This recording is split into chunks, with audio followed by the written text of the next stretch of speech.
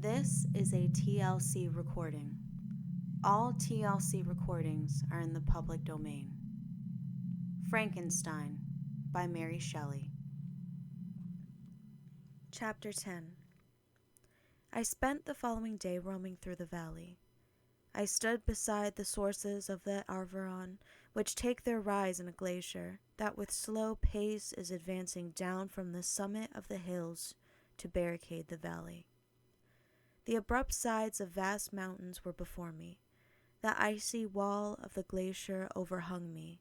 A few shattered pines were scattered around, and the solemn silence of this glorious presence chamber of imperial nature was broken only by the brawling waves or the fall of some vast fragment.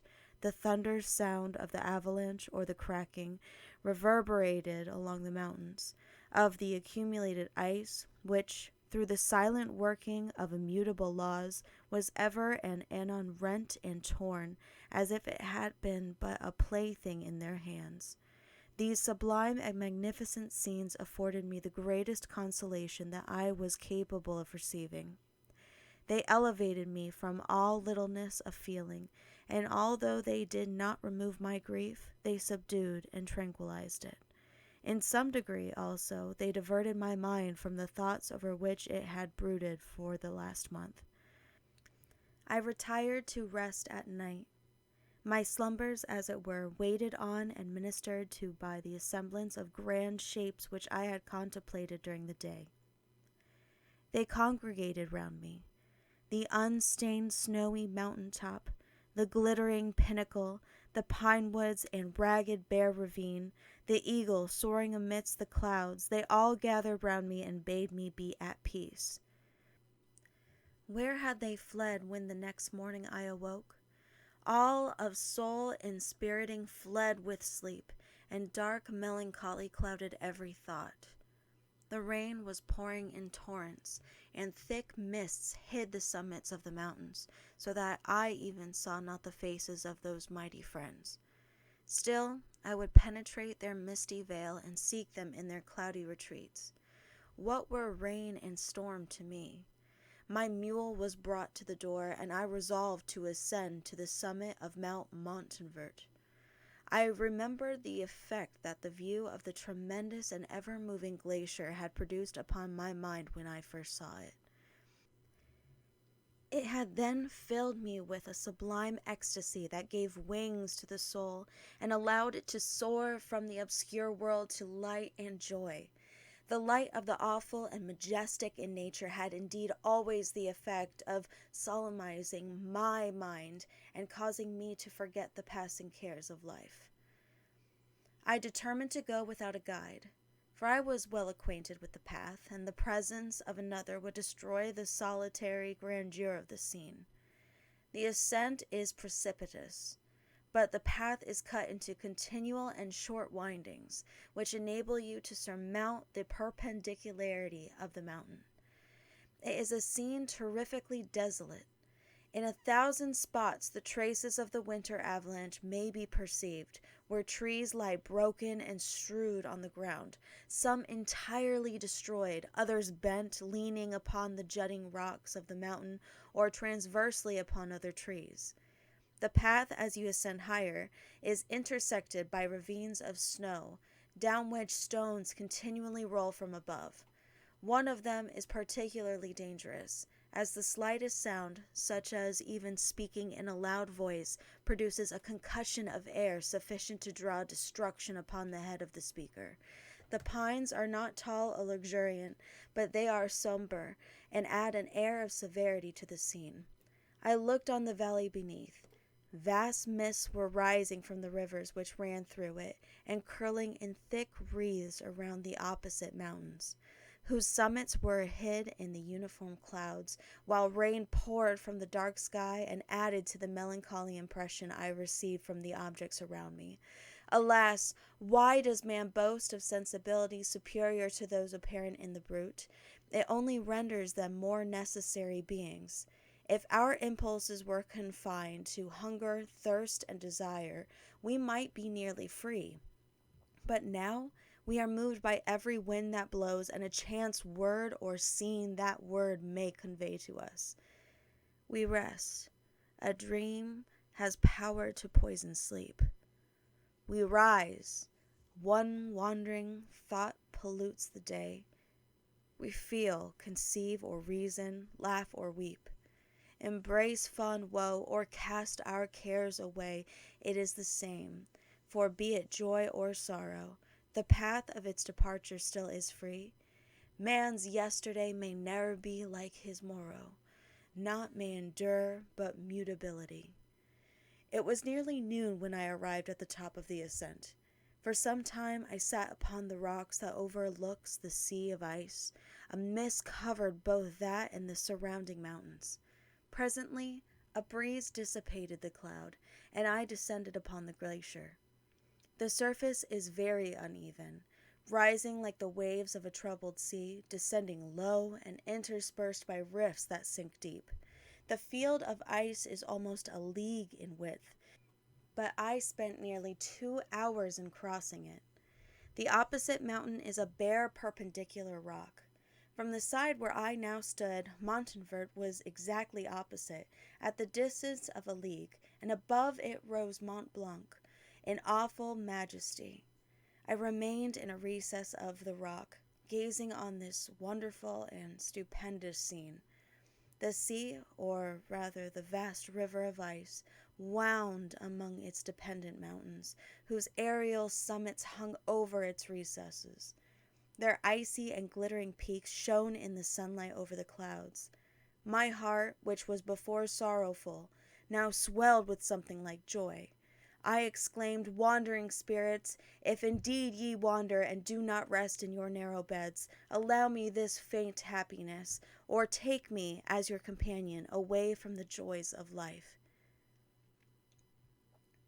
As I said this, I suddenly beheld the figure of a man, at some distance, advancing towards me with superhuman speed. He bounded over the crevices in the ice, among which I had walked with caution. His stature also, as he approached, seemed to exceed that of man. I was troubled. A mist came over my eyes, and I felt a faintness seize me. But I was quickly restored by the cold gale of the mountains. I perceived, as the shape came nearer, sight tremendous and abhorred, that it was the wretch whom I had created. I trembled with rage and horror, resolving to wait his approach, and then close with him in mortal combat. He approached. His countenance bespoke bitter anguish, combined with disdain and malignity, while its unearthly ugliness rendered it almost too horrible for human eyes. But I scarcely observed this. Rage and hatred had at first deprived me of utterance, and I recovered only to overwhelm him with words expressive of furious detestation and contempt. "Devil," I exclaimed, "do you dare approach me? And do not you fear the fierce vengeance of my arm wreaked on your miserable head? Begone, vile insect, or rather stay, that I may trample you to dust. And, oh, that I could, with the extinction of your miserable existence, restore those victims whom you have so diabolically murdered." "I expected this reception," said the daemon. "All men hate the wretched. How then must I be hated, who am miserable beyond all living things? Yet you, my Creator, detest and spurn me, thy creature, to whom thou art bound by ties only dissoluble by the annihilation of one of us. You propose to kill me. How dare you sport thus with life? Do your duty towards me, and I will do mine towards you and the rest of mankind. If you will comply with my conditions, I will leave them and you at peace. But if you refuse, I will glut the maw of death until it be satiated with the blood of your remaining friends." "Abhorred monster, fiend that thou art, the tortures of hell are too mild a vengeance for thy crimes. Wretched devil, you reproach me with your creation. Come on, then, that I may extinguish the spark which I so negligently bestowed."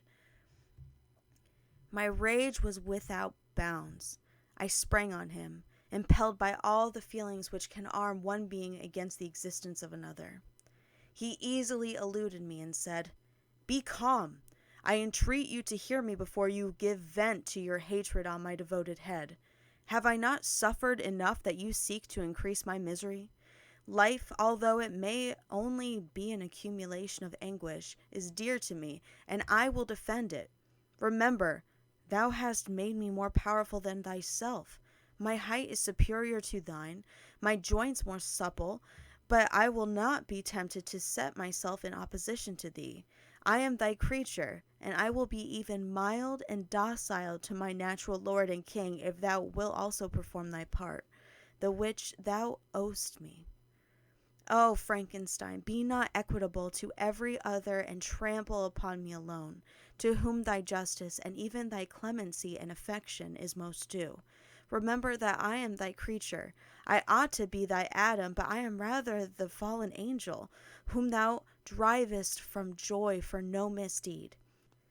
Everywhere I see bliss from which I alone am irrevocably excluded. I was benevolent and good. Misery made me a fiend. Make me happy, and I shall again be virtuous. Begone! I will not hear you. There can be no community between you and me. We are enemies. Begone, or let us try our strength in a fight in which one must fall.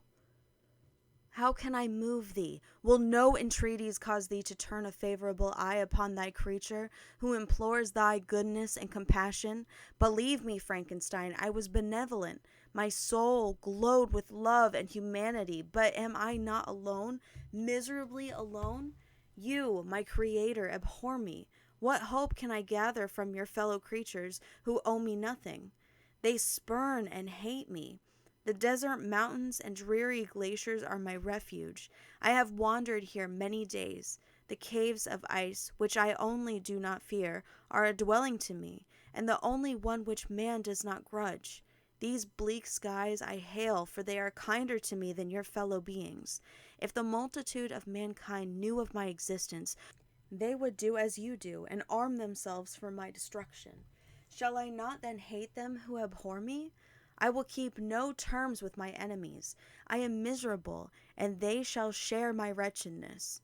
Yet it is in your power to recompense me, and deliver them from an evil which it only remains for you to make so great, that not only you and your family, but thousands of others shall be swallowed up in the whirlwinds of its rage.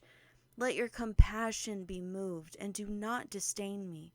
Listen to my tale. When you have heard that, abandon or commiserate me, as you shall judge that I deserve. But hear me. The guilty are allowed, by human laws, bloody as they are, to speak in their own defense before they are condemned. Listen to me, Frankenstein. You accuse me of murder, and yet you would, with a satisfied conscience, destroy your own creature. Oh, praise the eternal justice of man, yet I ask you not to spare me. Listen to me, and then, if you can, and if you will, destroy the work of your hands. Why do you call to my remembrance, I rejoined, circumstances of which I shudder to reflect, that I have been the miserable origin and author? Cursed be the day, abhorred evil, in which you first saw light. Cursed, although I curse myself, be the hands that formed you. You have made me wretched beyond expression. You have left me no power to consider whether I am just to you or not. Begone! Relieve me from the sight of your detested form. Thus I relieve thee, my creator, he said, and placed his hated hands before my eyes, which I flung from me with violence. Thus I take from thee a sight which you abhor. Still thou canst listen to me and grant me thy compassion. By the virtues that I once possessed, I demand this from you. Hear my tale. It is long and strange, and the temperature of this place is not fitting to your fine sensations. Come to the hut upon the mountain. The sun is yet high in the heavens before it descends to hide itself behind your snowy precipices and illuminate another world. You will have heard my story and can decide. On you it rests, whether I quit forever the neighborhood of man and lead a harmless life, or become the scourge of your fellow creatures and the author of your own speedy ruin." As he said this, he led the way across the ice. I followed. My heart was full, and I did not answer him. But as I proceeded, I weighed the various arguments that he had used and determined at least to listen to his tale. I was partly urged by curiosity, and compassion confirmed my resolution. I had hitherto supposed him to be the murderer of my brother, and I eagerly sought a confirmation or denial of this opinion. For the first time also, I felt what the duties of a creator towards his creature were, and that I ought to render him happy before I complained of his wickedness. These motives urged me to comply with his demand. We crossed the ice, therefore, and ascended the opposite rock. The air was cold, and the rain again began to descend. We entered the hut, the fiend with an air of exultation, I with a heavy heart and depressed spirits. But I consented to listen, and seating myself by the fire which my odious companion had lighted, he thus began his tale. End of chapter 10. Please click the link below to continue on to chapter 11. This has been a TLC recording. Thank you for listening, and please be sure to subscribe.